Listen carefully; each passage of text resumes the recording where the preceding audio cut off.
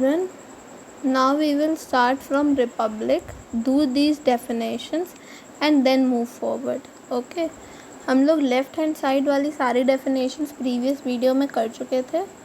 Okay, now we will do these. Now what do you mean by republic? The head of the state is an elected person and not a hereditary position. अब पहले Kings and queen के time पे क्या होता था? राजा का बेटा राजा बनता था, यही होता था. पर क्या अब ऐसा है? नो, अब ऐसा नहीं है. एक इलेक्टेड पर्सन बनता है, ना कि हेरिडिटरी, कोई हेरिडिटरी पोजीशन है. It has to be a elected member that will be the head of the state or the country. Now coming to justice.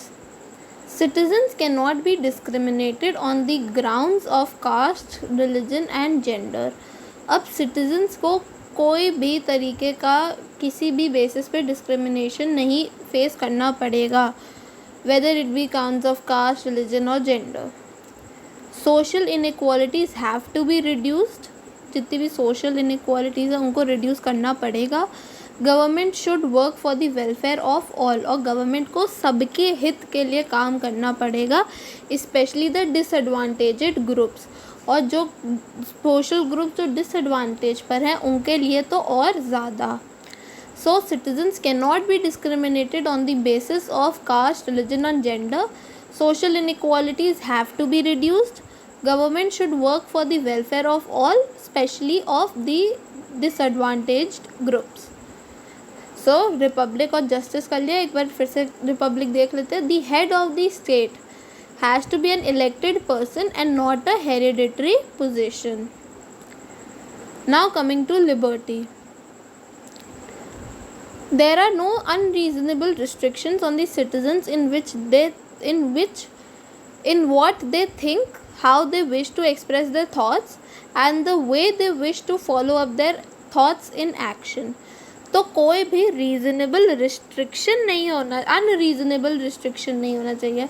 मतलब आप क्या सोचते हो, आप क्या ओपिनियन लाते हो अपनी, कैसे आप अपने थॉट्स एक्सप्रेस करते हो, कोई भी अनरीज़नेबल रिस्ट्रिक्शन नहीं होना चाहिए आपके ऊपर. Okay, on the citizens.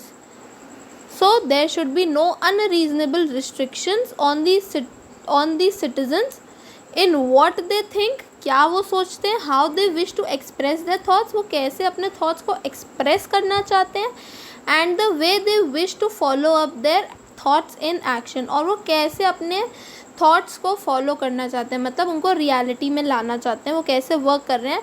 कोई unreasonable रिस्ट्रिक्शन नहीं होना चाहिए उनके ऊपर कि नहीं वो ऐसा नहीं कर सकते हैं या वो नहीं बोल सकते हैं, वो ये सब नहीं कर सकते, ऐसा कुछ भी नहीं है. This is the liberty provided by our constitution. Now coming to equality. All are equal before the law. The traditional social inequalities have to be ended. The government should ensure equal opportunity for all. Equality में आता है कि every one is equal before the law, चाहे वो जितना भी अमीर हो, चाहे वो जितना भी गरीब हो, चाहे वो जितना भी पावरफुल हो, चाहे वो जितना भी अनपावरफुल हो, कोई भी डिस्क्रिमिनेशन नहीं यूज़ हो सकता है. Every one has to be treated on the basis of equality. The government should ensure equal opportunity for all, और गवर्नमेंट को इंश्योर भी करना पड़ेगा कि सबको इक्वल इकोनॉमिक अपॉर्चुनिटीज़ मिल रही हैं. Every one is getting their educational opportunities. No one is being deprived of on the basis of discrimination. ये सब आता है आपका इक्वालिटी के अंदर, that every citizen is equal before the law. No matter from what religion you belong to, from what gender you belong to, from what social caste you belong to, or how powerful you are. Everyone will be equal before the law. Now coming to fraternity. All of us should behave as if we are members of the same family. No one should treat a fellow citizen as inferior. Now this fraternity को कई लोग भूल जाते हैं. No one should forget this term fraternity. Fraternity में मतलब every one is a part of the same family. कोई भी अलग नहीं है, सब सेम फैमिली को बिलोंग करते हैं और कोई भी सिटीज़न इन्फीरियर या सुपीरियर नहीं है. ओके मतलब आप कोई भी वो नहीं लगा सकते कि नहीं ये तो हमसे थोड़ा सा कम है. No, everyone is equal and no one should treat a fellow citizen as an inferior. Okay, so this was the fraternity. We have discussed all the meanings of this. Now let's once again read the preamble, क्योंकि अब हमें समझ में आएगा, because now we have done all the meanings that were provided to us.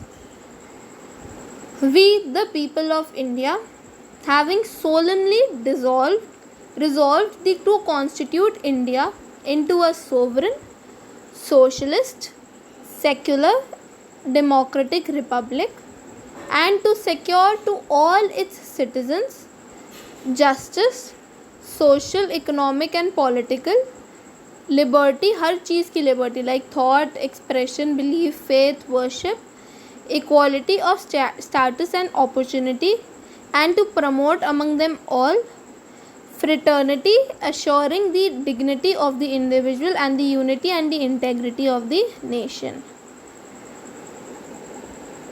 In our Constituent Assembly, this 26th day of November 1949, do hereby adopt, enact and give to ourselves this Constitution.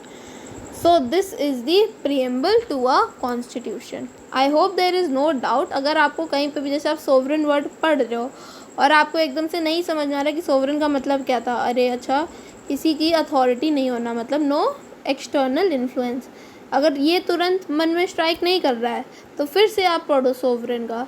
Socialist पढ़ रहे हो, आपको अच्छा नहीं समझ में आ रहा, okay फिर से पढ़ो. सेक्युलर, अच्छा ओके सेक्युलर का मतलब क्या था, सोचो ओके कि मतलब अच्छा freedom of religion, okay this is the meaning of secular.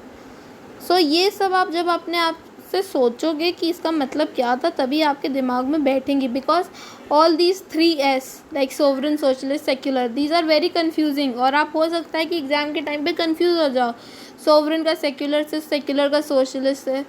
So better learn all these. Okay now children we are starting with institutional design. A constitution is not merely a statement of values and philosophy. अभी हमने constitution की values और philosophy को जानने की कोशिश करी है. As we noted above, a constitution is mainly about embodying these values into institutional arrangements. अब हमने ये नोट करा कि जो कॉन्स्टिट्यूशन है वो वैल्यूज़ को एम्बॉयड करना चाह रहा है इंस्टीट्यूशनल अरेंजमेंट से, मतलब अप्लाई करना चाह रहा है कुछ वैल्यूज़ को in real life. Much of the document called constitution of India is about these arrangements. और जो मोस्ट ऑफ द डॉक्यूमेंट है कॉन्स्टिट्यूशन का वो सिर्फ इन्हीं अरेंजमेंट्स के बारे में बात करता है. It is a very long and detailed document. और ये जो डॉक्यूमेंट है कॉन्स्टिट्यूशन वो बहुत लॉन्ग और बहुत ही ज़्यादा डिटेल्ड है. Therefore, it needs to be amended quite regularly to keep it updated. अब ना चिल्ड्रन ये आपको पॉइंट और ऐसे ज़्यादा समझ में आएगा. ना एज हमारी कॉन्स्टिट्यूशन बनाई गई थी बहुत पहले, लाइक वेरी अर्ली, ओके. सो उसमें काफ़ी ऐसे लाइक 50 to 60 ईयर्स पहले बनाई गई थी. सब उसमें काफ़ी ऐसी चीज़ें हैं जो अब बदल गई हैं.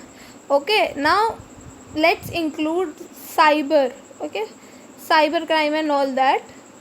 तो उसके लिए लॉज वगैरह बनाना उस टाइम पे तो पॉसिबल था ही नहीं, बिकॉज टेक्नोलॉजी तो इतनी डेवलप्ड थी ही नहीं, तो कैसे इस पे हम लोग बना सकते थे. सो ये अमेंड्स करे जाते हैं कॉन्स्टिट्यूशन में ताकि इसको अपडेटेड रखा जा सके. ओके एंड कि कौन सा जुरिस्डिक्शन किसके अंदर आएगा, ये सब these are very, as I said it is a very detailed document, क्योंकि इसी के बेसिस पे आपकी गवर्नमेंट रन कर रही है, तो इसमें सारी डिटेलिंग तो चाहिए ही चाहिए. And for general knowledge there are 395 articles in the constitution. और उसमें 94 अमेंडमेंट्स ला चुके हैं, मतलब 94 चेंजेस या मॉडिफिकेशंस लाई जा चुकी हैं। सो काफ़ी उसको अपडेट करना पड़ता है। So it is a very long and detailed document, therefore it needs to be amended quite regularly to keep it updated. उसमें ज़्यादा amends लाने पड़ते हैं कि उसको updated रखा जा सके। Those who crafted the Indian Constitution felt that it has to be in accordance with people's aspirations and changes in society. और जब Indian Constitution को बनाया जा रहा था तब पता था कि ये पीपल्स के एस्पिरेशंस और चेंजेस इन सोसाइटी के साथ साथ अपडेट करना पड़ेगा। They did not see it as a sacred, static and unalterable law. और उस टाइम पे उन लोग ने इसको एक सेक्रेड या स्टैटिक, मतलब बिल्कुल सही और बिल्कुल इसमें कोई चेंजेस नहीं ला पाएंगे या बिल्कुल ये प्योर है, ऐसा कुछ नहीं देखा गया था। उनको पता था कि ये पीपल के अकॉर्डिंग इसको बदलना पड़ेगा, इसको ऑल्टर करना पड़ेगा, ये कोई अनऑल्टरेबल लॉ नहीं है। So they made provisions to incorporate changes from time to time. तो उन लोग ने चेंजेस बनाए, ऐसे प्रोविजंस बनाए कि इसमें चेंजेस लाए जा सके time to time. These changes are called constitutional amendments. अब इन्हीं चेंजेस को बोला जाता है constitutional amendments। और जैसा कि मैंने अभी तक बताया कि इसमें 94 amendments अभी तक लाए जा चुके हैं। Okay, so children, your first question will be what is fraternity. Second will be, वही पॉइंट्स बना लेना। A point will be what is, A point fraternity, B point equality, C point justice, D point liberty and E point republic. Okay, constitutional amendments तो आप पहले ही कर चुके हो, what are constitutional amendments, so दोबारा करने की ज़रूरत नहीं है, बस you can revise it once again. Okay, and please note this point that the crafters of the Indian Constitution did not see it as a sacred, static and unalterable law. They made provisions to incorporate changes from time to time. These changes are called constitutional amendments. Okay, those who crafted the Indian Constitution felt that it has to be in accordance with the people's aspirations and changes in society. ये एक बहुत important line है। okay? अगर वो बोल देते हैं कि ये मतलब बिल्कुल स्टैटिक है या इसमें कोई चेंजेस नहीं ला सकते, तो अभी तक शायद कोई या तो कॉन्स्टिट्यूशन को मानना छोड़ देता बिकॉज ये टाइम टू टाइम अपडेट नहीं कर पा रही है, या तो बहुत ज़्यादा डिफ़िकल्टीज आती गवर्नमेंट को रन करने में। Okay, so we will do till here only and start with the other paragraph in the next video. I hope that if you have any doubt you will ask in the group. Okay, कोई भी confusion हो यार पूछ लेना।